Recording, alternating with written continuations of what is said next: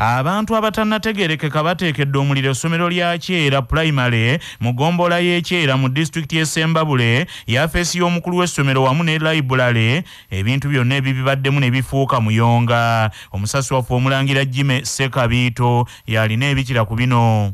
Okusinziira ku mukulu w'essomero lino Samuel Tumwesige, ab'Ettima ekikola kino bakikoze ku ssaawa nga 8 ogw'ekiro nga baageze omukuumi waalyo taliiwo nga yagenzeeko uwenga mulwadde era ono ategeeza nti tewali kiwandiiko kyonna yadde ekitabo kye baasigazza okuggyako ebyo byokka abasomesa bye babadde bagenze nabyo awaka waabwe era ono asabye ab'ekitongole ky'ebyenjigiriza okubasalira ku magezi. Ssaawa nga 8 ogw'ekiro essomero balitaddeko omuliro. Ofiisi ya head teacher, library y'essomero byonna babitaddemu omuliro. Ebitabo byonna eby'essomero nga byayidde dda, ofiisi ya head teacher nga teri kantu konna akavuddemu. Ensonga n'ebirala tebinaba kulabika lwaki ebintu ebyo babitaddeko omuliro. N'omuntu yennyini yakikoze tetonamufuna. Beera mbi essomero teri kitabo na kimu kyakutandikirako okuggyako obwo obutabo abasomesa bwe batwala waka kati bwe basigaza bokka batandikireko emirimu.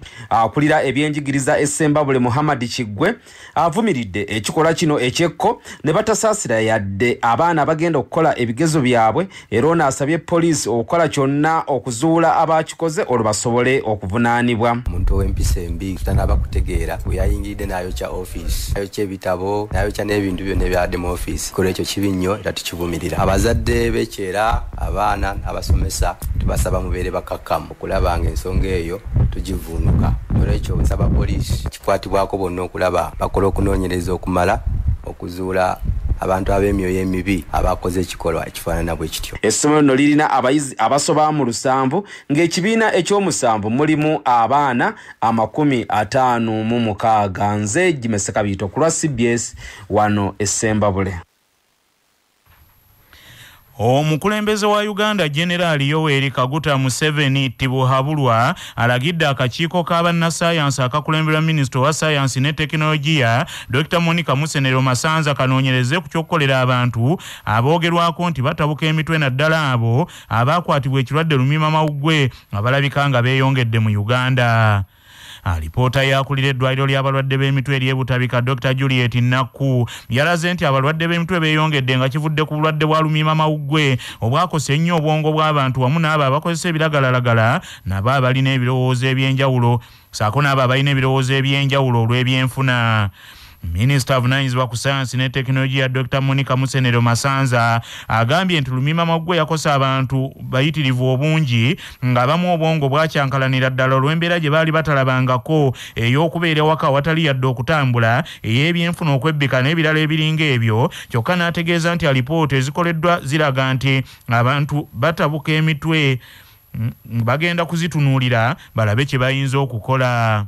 Obwongo butataganamuko engeri gyakyusakyusamu ebintu mu mubiri nti COVID yaleese ati bwe tufuna sigino ng'eyo tukitandiika ne tukitoonyerezaako ne tukikakasa nti kyekyo awo ne tutandiika n'okulaba nga tuyiiya solution kubanga oyinza okusanga nga bw'abanga nti kituufu ye COVID nga waliwo engeri gye tusobola okukyusamu ekintu ekyo ne tufuna eddagala eziwera oba kwaba abalala balwala COVID n'abagenda okulwala COVID kubanga COVID yakyaliwo naye era ne tulaba n'ebijjanjaba kati essaawa eno naye abasawo bali ku frontline baba bakyogeddeko basigino gye tuli nti tukinoonyerezeeko tukikakase era tufune ne details endala.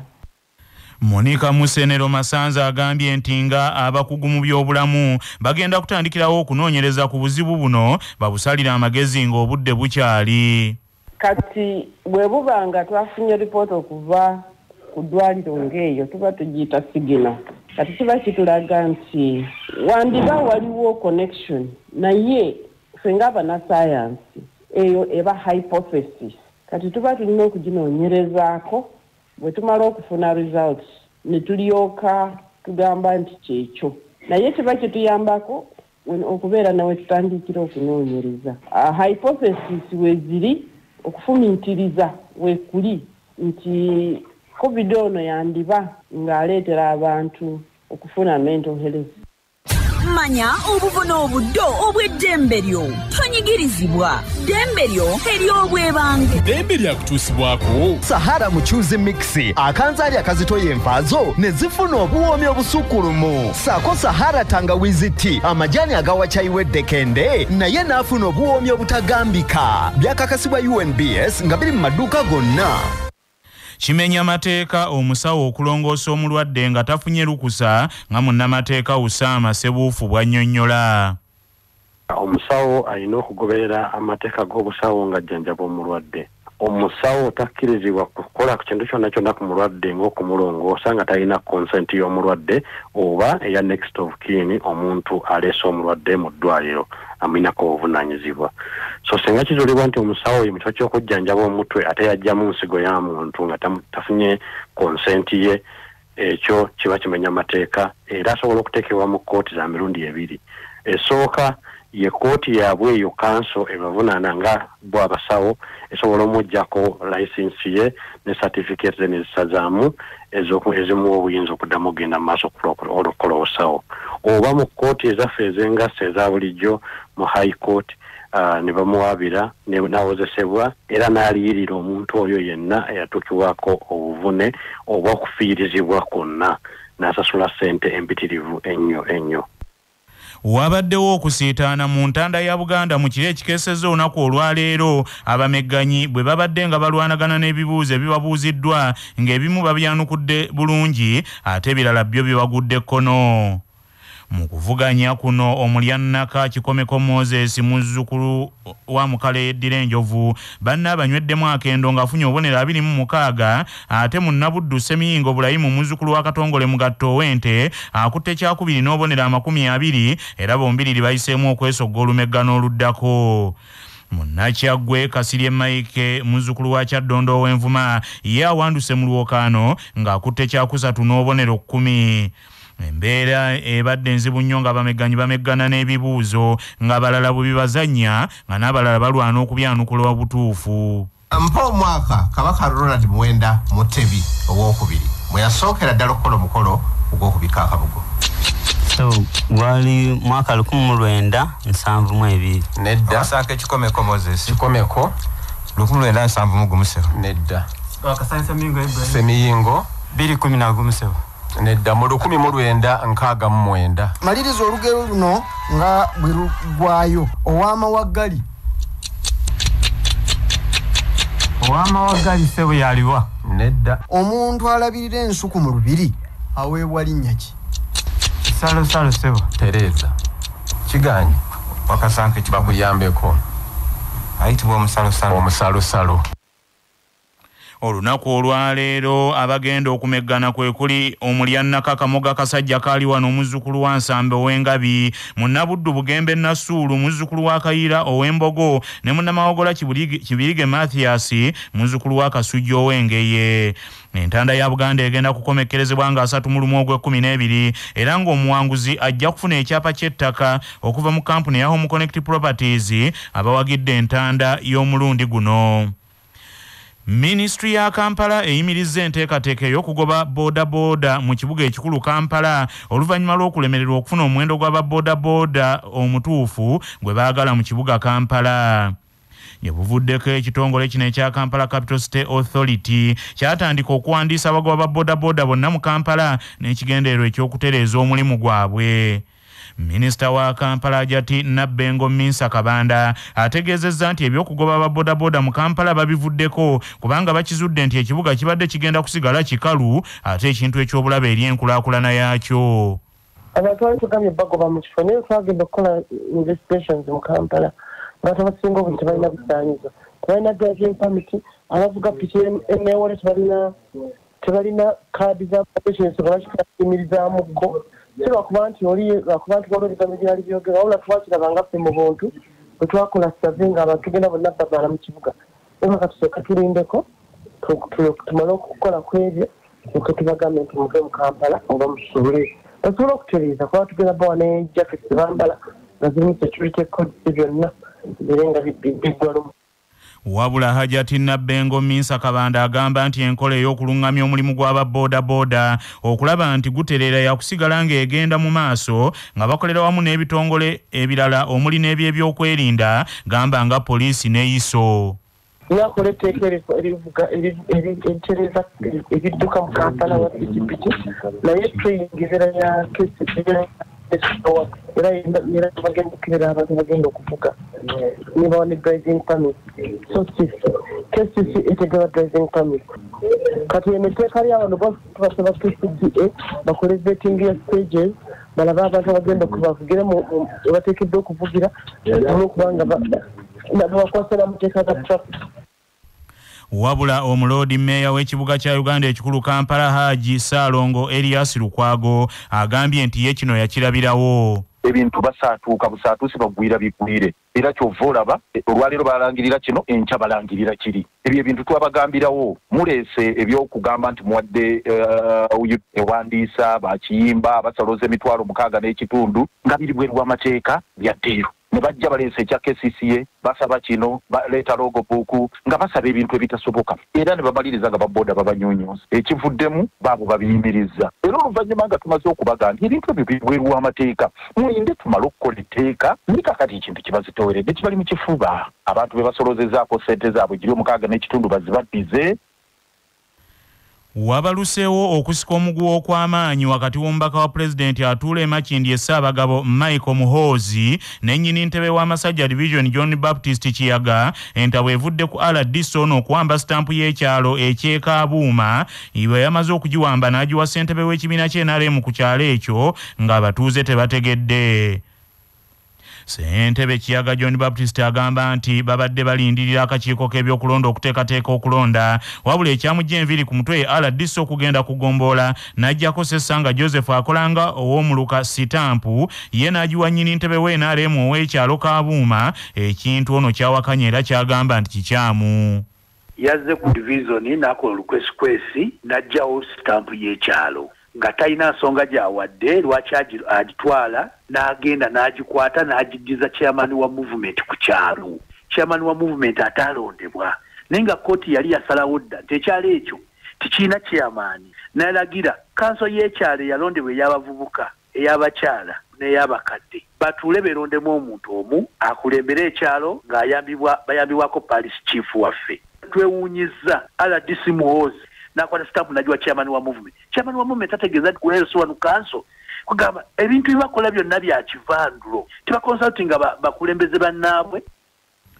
Kyokka laadiyo Kyabasa bw'etuukiridde omubaka wa gavumenti atuula Makindye Ssaabagabo Michael Muhoozi ategeezezza nti ye bye yakoze yafunye okulungamizibwa okuva mu kakiiko ak'ebyokulonda era ye agambye nti sitampu teyagiwadde nnyini ntebe w'NRM nti ye yagiwadde yalondebwanga mu myuka wa nnyini ntebe w'ekyalo.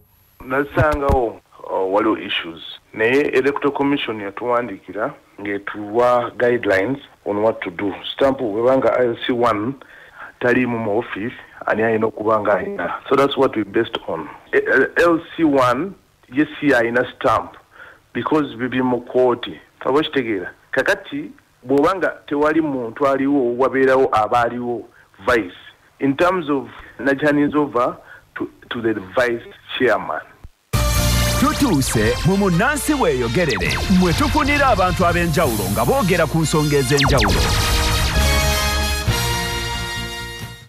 Omukulembeze wa Uganda Generali Yoweri Kaguta Museveni Tibuhabulwa yalonze Dr. Nasani Mutembe yatandekwire ab'omuwi w'amagezi eri president ku by'entennansi okwewala ebyobuteebuuza butambuza amazzi ekiro.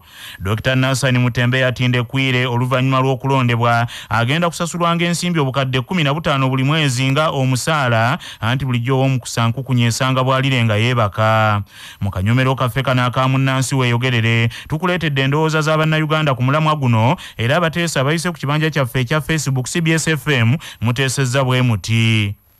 Vincent Semugomo ogambye nti nze nasalawo okugumira buli kitunyigiriza amaanyi n'engazza mu kwekwata Katonda asobole okutujja mu ddubi mwe tuli kwe tuli e Lusaka lwa Mmese Kaliisizo.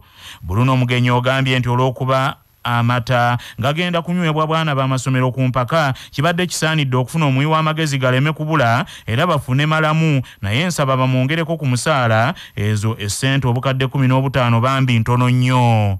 Cyprus Shamga ogambye nti kituufu bateeseze ente naye beesonyiwe mmwanyi yaffe. Egesa George ogambye nti it's okay but how and why should he be paid more than our president?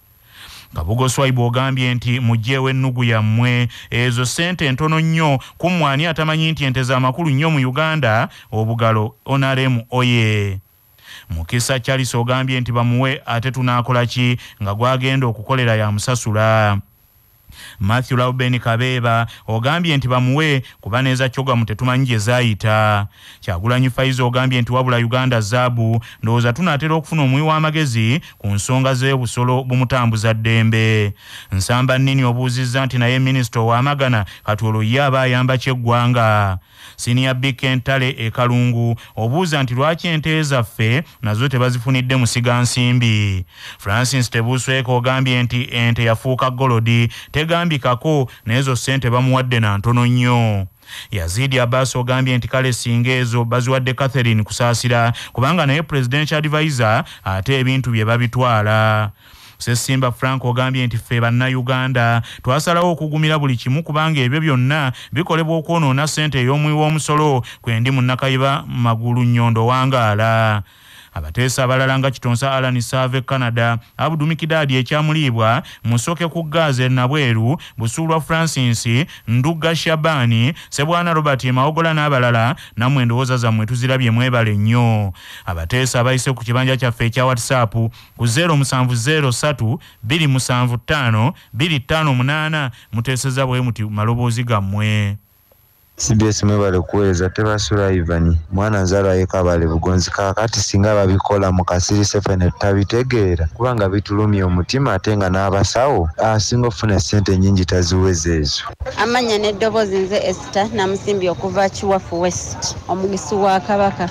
Bannange bano abantu ensi yaffe bagifuula ekyokuzanyisa ekyokusekererwa naye kakati we bituuse bagitunde buli omu bamuweezize. Erinnya Kayemba Jakawilusoni wano kubayita ababiri. Ne President Museveni naye akyetaaga okuwabulwa ku by'okulunda ente ng'obulamu bwe bwonna bumaze mulunzi wa nte kayinga omu ku basinga mu Uganda ne mu Afirika. Ebigwewesa tebiggwa mu nsi. Nsumba Ezra teacher Kinoni Primary School Butambula District. Oyo naye alla baate bwamugabudde famire ye kati 7 baate bwagisasudde tugumena ki kiddako. Nze Salongo Kamoga Joseph nsinzira Ntebe. Nze ndaba fo bingi bikyajja tukyabiraba nga President abironda kubanga byalwana nabo baali bangi tebannaba kuggwayo nabo kulya ku ntuyo zaabwe. Ono omusawo Kizito Ronald ekifampa Gomba n'omuwi w'amagezi ku nsonga y'obumyu yeetegeke wakati alabika yadda.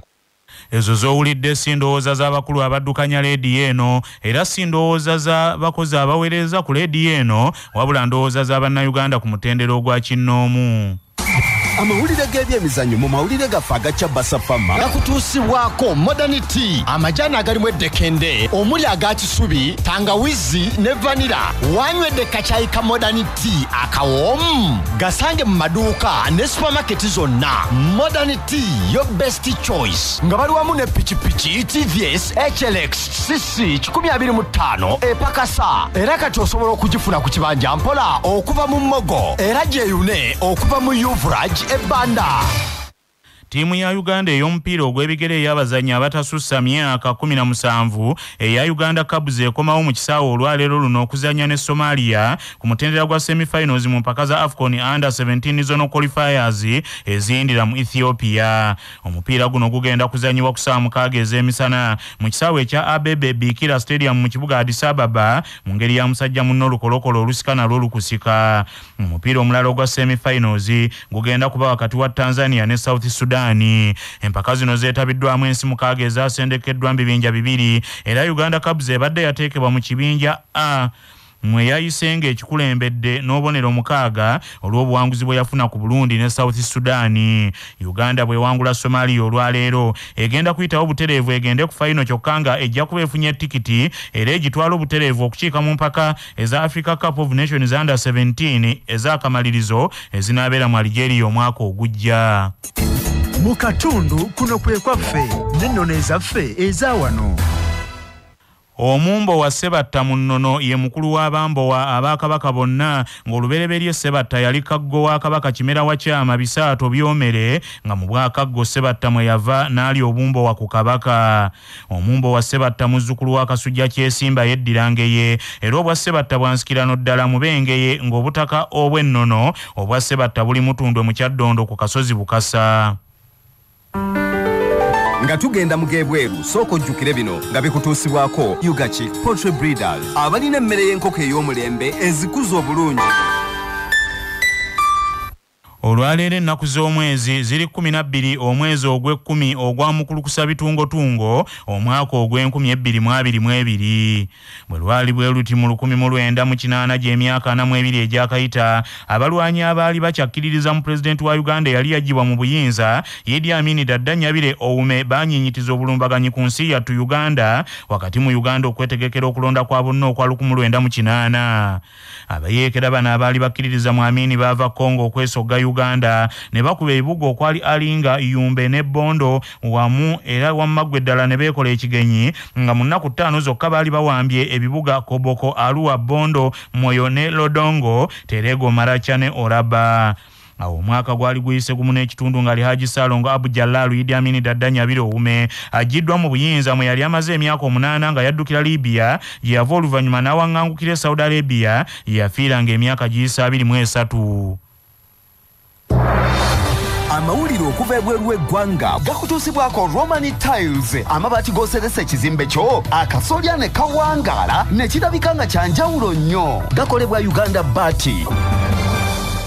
Agavuddemu kunoonyereza wano ku Kyabasa Pharma gakutuusibwako Amasharu Uganda Limited abakuleetera eddagala Glyphoma erita olumbugu, Demish obuwuka bw'emmwanyi, Metako ku kiwoto kwa essimu 0773 77 51 03. Mu mawulire ag'ebya ssayansi abakugu bakinogaanyizza nti gwakanga musana ddala kaakirota bulamu bakizudde nti yadde nga emikutu eminyumiza wala social media gifumbekeddemu ebirungi nfofoolo naye ate era gireetera abo abagikozesa ennyo okwewunika n'okwebbika omutima. Abayivu abaali n'abasomesa abakambwe we baasomera primary ne secondary nga buli nnamba gy'ogwa mu kigezo bagibalamu kibooko nnamba okunoonyereza okwa luno bakoledde ku University of Arkansas mu America ne batunuulira abantu 100 abakozesa eminyumiza wala nga beba abajettanira ennyo saako n'abo abatajettanira nnyo. Aboogi b'obwongo bagamba nti omuntu amala essaawa 5 ez'ekutta olunaku ng'ali ku mikutu eminyumiza wala kino kimufuukira obulwadde obumwewunisa ng'era bingi byalaba ku mikutu gino bimuzza emmeeme n'okumweraliikiriza ennyo. Atambuliddeko okunoonyereza kw'omulundi guno Professor Brian Primack agambye nti abantu bangi emikutu gya social media gyonoona endaba yaabwe ey'ebintu eminyumiza wala ne gye balowoozesa nti obulamu obwa bulijjo bubanga bulamu bwa firimu ekintu ekitasoboka. Bannaffe amawulire ag'essaawa eno kangamalirize mu bufunze. Ssaabasajja Kabaka empologoma ya Buganda Sseggwanga Kimera Frederick Ronald Mwenda Mutebi owookubiri asiimye mu butongole essaza Ssese ne likwasibwa eryato lyawa essaza lino okugonza mu by'entambula eri abaami n'abaweereza ab'obwakabaka mu ssaza lya Kabaka lino Ssese. Abantu abatannategerekeka bateekeddwa omuliro essomero lya Kyera Primary mu gombola ya Kyera mu district y'Essembabule yafeesi y'omukulu w'essomero wamu ne library ebintu byonna ebibaddemu ne bifuuka muyonga. Wabaluseewo okusika omuguwa okw'amaanyi wakati w'omubaka wa pulezidenti atuula Makindye Ssaabagabo Michael Muhoozi ne nnyini ntebe w'amasajja division John Baptist Kiyaga entabwe evudde ku RDC nti okuwamba sitampu ey'ekyalo ekyekaabuuma n'agijja ku ssentebe w'ekyalo n'agiwa ssentebe w'ekibiina ky'NRM ku kyalo ekyo abatuuze nga tebategedde kyokka ye RDC Muhoozi we tumutuukiridde agambye nti y'okutwala sitampu eno yafunye kuwabulwa okw'akakiiko k'ebyokulonda era nti ye teyagiwadde ssentebe w'NRM naye nti yagiwadde mu myuka wa ssentebe ow'ekyalo. Bannaffe amawulire ag'essaawa eno bwe gatyo bwe gagenze tova ku laadiyo ey'obujjajja.